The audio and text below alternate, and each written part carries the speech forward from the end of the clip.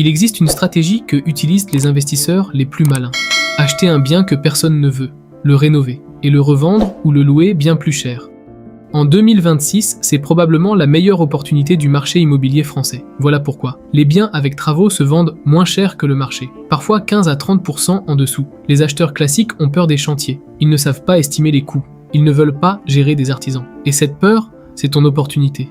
Exemple concret. Sophie achète un appartement 2 pièces à Strasbourg, classé G au DPE, pour 95 000 €.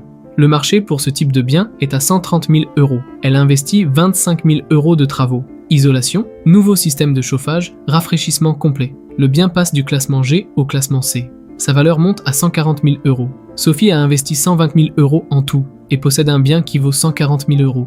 20 000 € de plus-value créée en quelques mois. Et elle peut maintenant le louer plus cher car il est mieux classé et mieux rénové.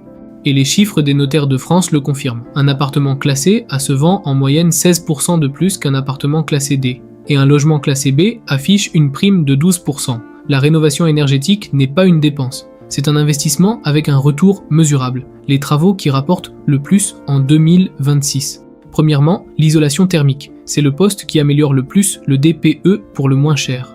Deuxièmement, la rénovation de la cuisine et de la salle de bain. Ce sont les 2 pièces qui font vendre et qui justifient un loyer plus élevé.